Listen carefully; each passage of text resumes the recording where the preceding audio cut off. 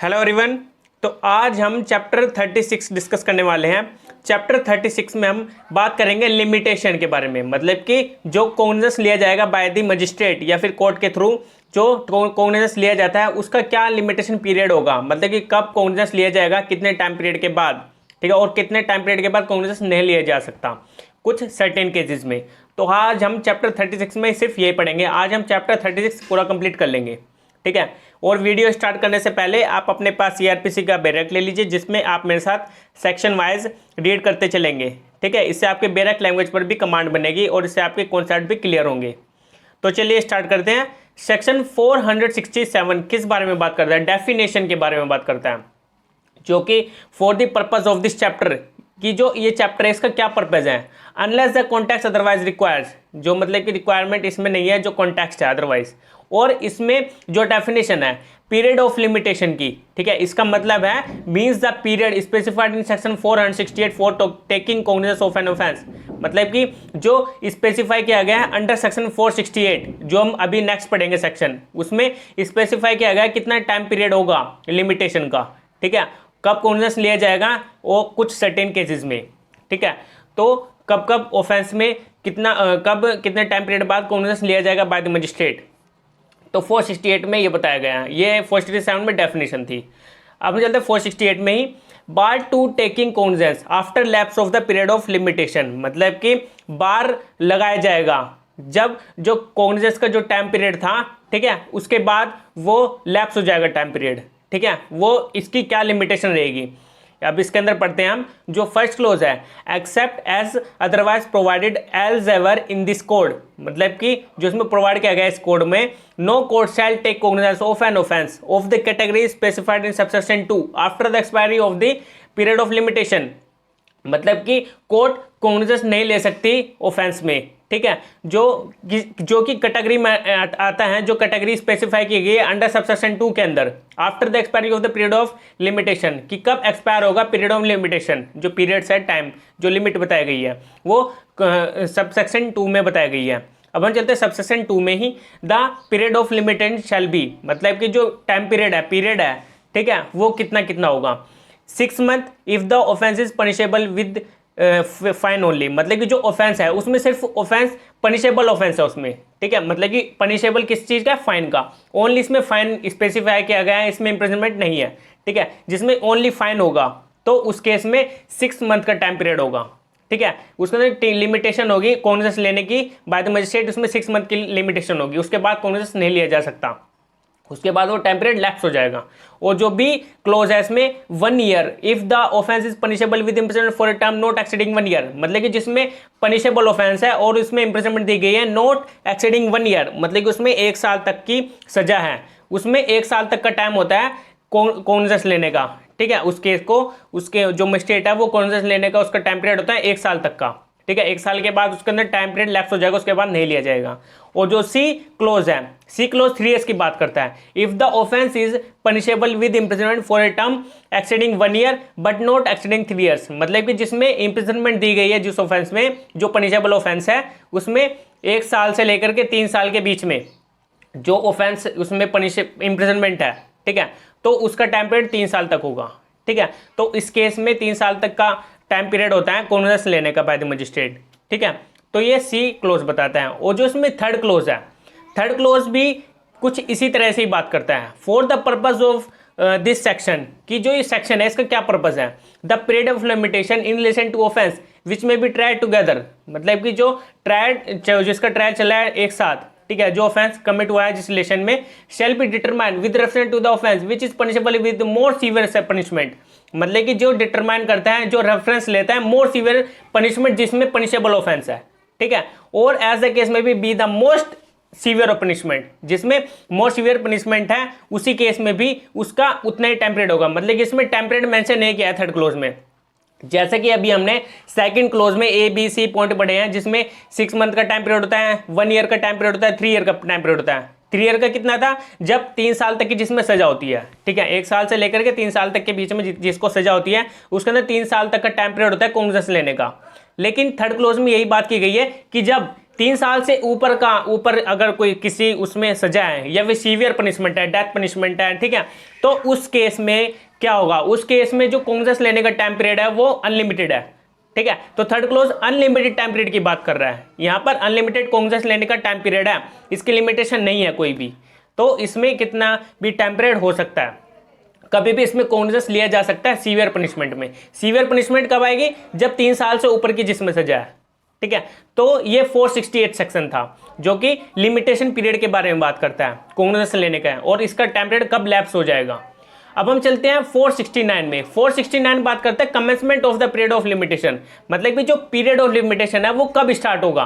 मतलब जो limitation period होता है जो भी हमने 468 सेक्शन में पढ़ा है उसका कमेंसमेंट कब होगा, उसकी स्टार्टिंग कब होगी उस पीरियड की। The period of limitation relation to an offender shall commence, जो पीरियड ऑफ लिमिटेशन है उसका जो in relation to an offender, जो ऑफेंडर के रिलेशन में है तो वो कमेंस होगा,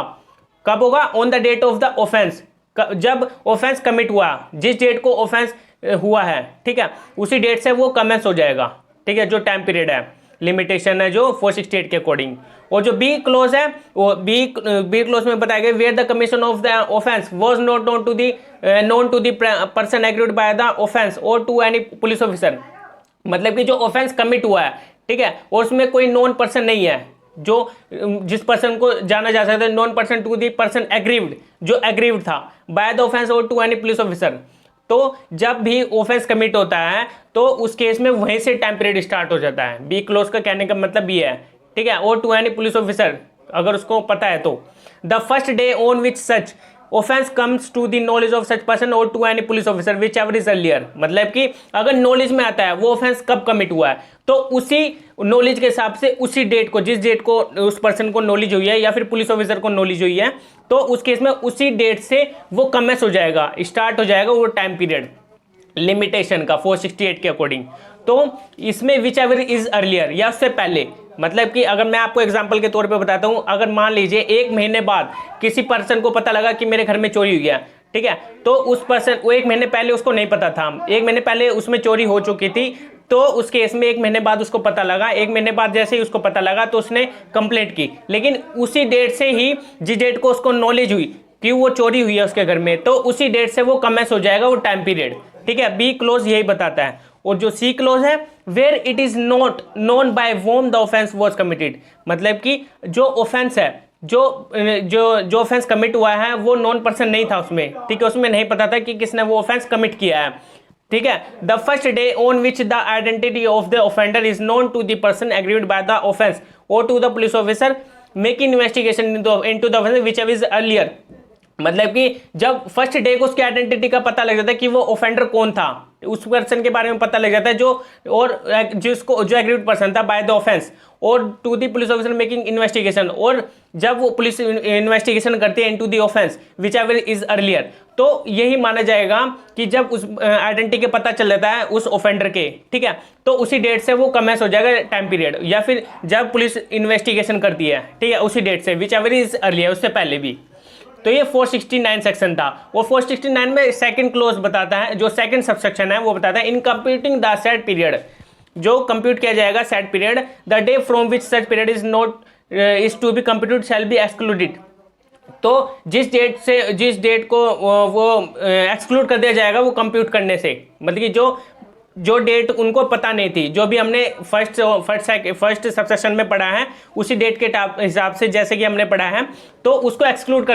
दिया जाएगा टाइम पीरियड को कंप्यूटेड करके उसके अंदर टाइम पीरियड को, ठीक है। जैसे अभी हमने पढ़ा है उसको 1 महीने बाद पता लगा तो जो 1 महीने का टाइम पीरियड तो उसके अंदर से एक्सक्लूड कर दिया जाएगा, ठीक है। और या फिर उसके अंदर जो पुलिस ऑफिसर को भी नॉलेज नहीं थी कि वो पर्सन कौन था, उसकी आइडेंटिटी का नहीं पता था, तो उसकी आइडेंटिटी पता होने के बाद जो उससे पहले टाइम पीरियड था उसको भी एक्सक्लूड कर दिया जाएगा, तो ये कंप्यूट किया जाएगा टाइम पीरियड। तो ये 469 सेक्शन था। अब हम चलते हैं 470 सेक्शन में। 470 सेक्शन बात करता है exclusion of time in certain cases,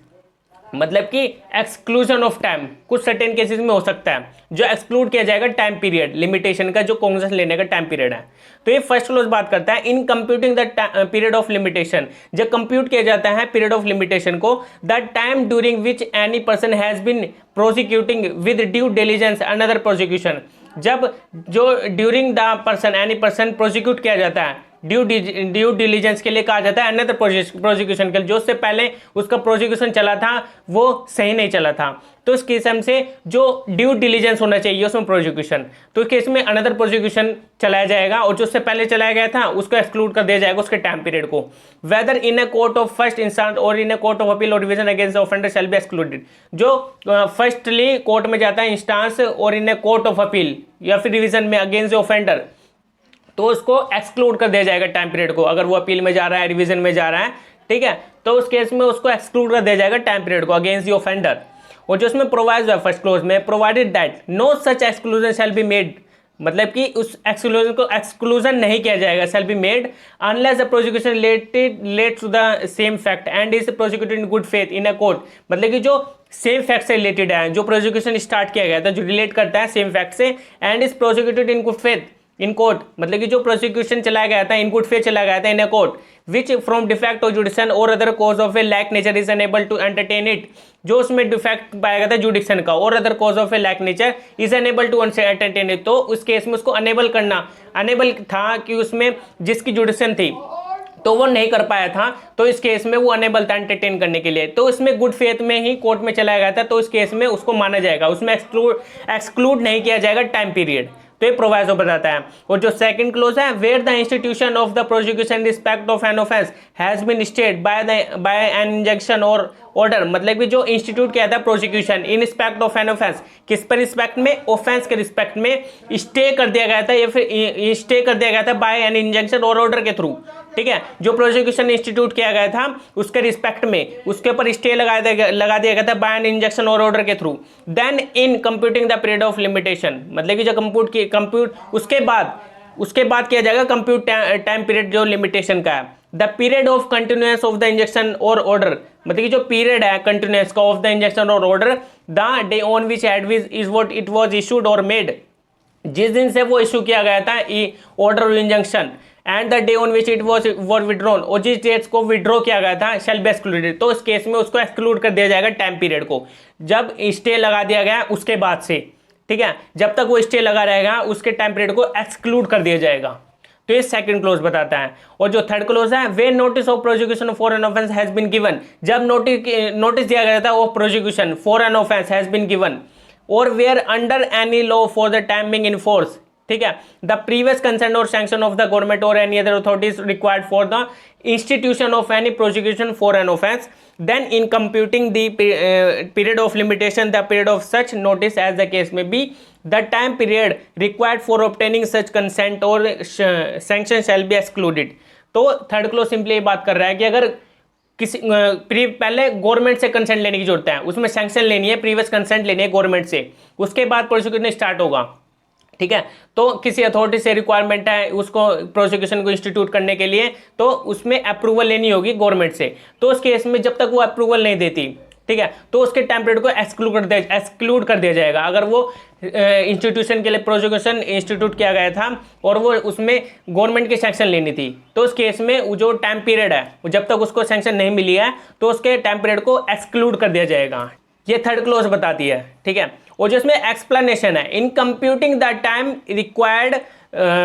for obtaining the consent और सैंक्शन ऑफ द गवर्नमेंट और अदर अथॉरिटी, जो कंप्यूट किया गया है टाइम रिक्वायर्ड थी फॉर ऑब्टेनिंग द कंसेंट और सैंक्शन, मतलब कि जो ऑब्टेन करनी है कंसेंट और सैंक्शन ऑफ द गवर्नमेंट और एनी अदर अथॉरिटी से, the date on which the application was made, जो एप्लीकेशन दी गई थी जिस डेट को, was made for obtaining the consent और सैंक्शन, किस ऑब्टेन करने के लिए और सैंक्शन लेने के लिए गवर्नमेंट से या फिर किसी अदर अथॉरिटी से जो एप्लीकेशन दी गई थी जिस डेट को, and the date of receipt of the order of the government और other shall both be excluded, तो जिस डेट को वो दी गई थी जो रिसिप्ट ऑफ द ऑर्डर और जिस डेट को ऑर्डर दिया गया था गवर्नमेंट या फिर अदर अथॉरिटी के थ्रू, तो तब तक वो टाइम पीरियड एक्सक्लूड कर दिया जाएगा, शैल बोथ बी एक्सक्लूडेड,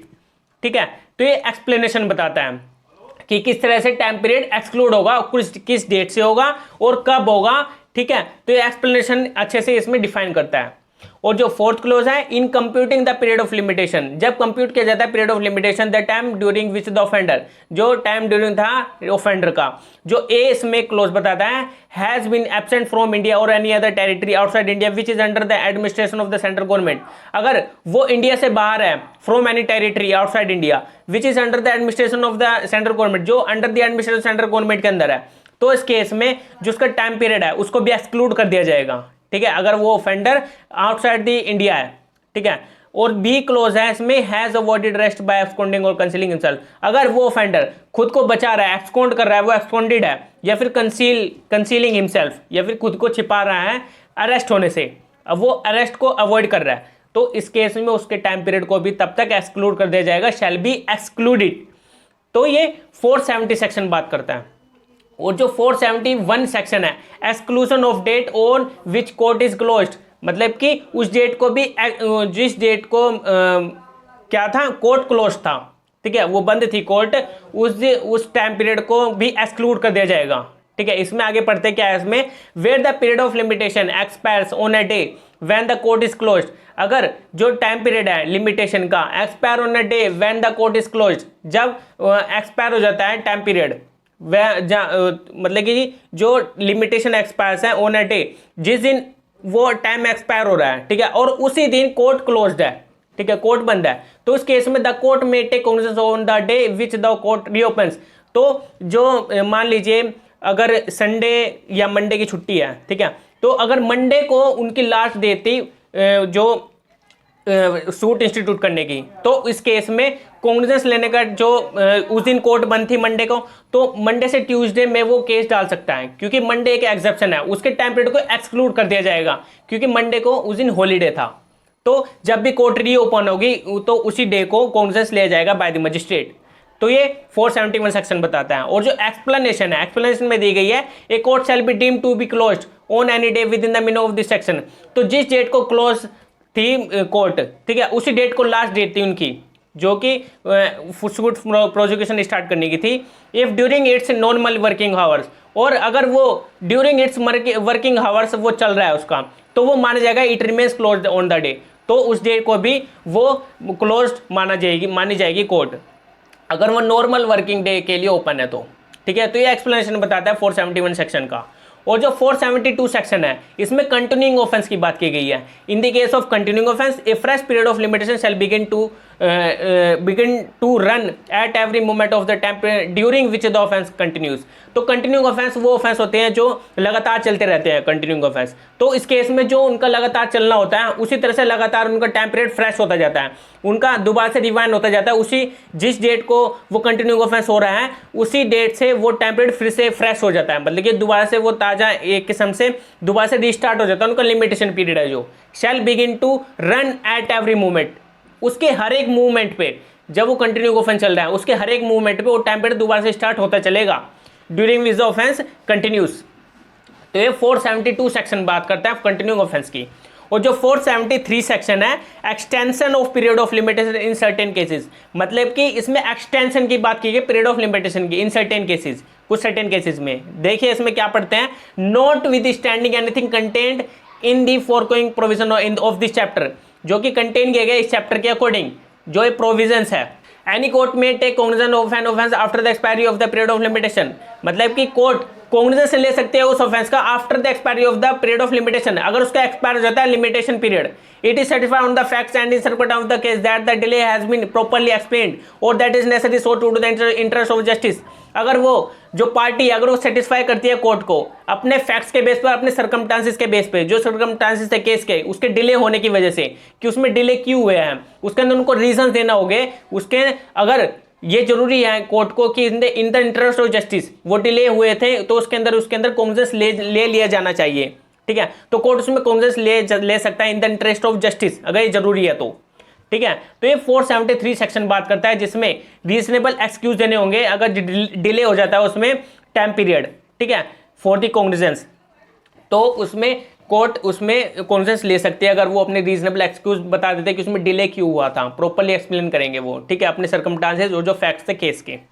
तो ये 473 सेक्शन था। अब हमने चैप्टर 36 पूरा कंप्लीट कर लिया है। ठीक है। अगर आपको कोई भी डाउट हो तो आप मुझे टेलीग्राम चैनल पर ज्वाइन होकर मुझसे कमेंट करके पूछ सकते हैं, और या फिर आप हमारी यूट्यूब की डिस्क्रिप्शन बॉक्स में जाकर आप मुझे कमेंट करके बोल सकते हैं। ठीक है, तो आज के लिए इतना ही था। Okay bye.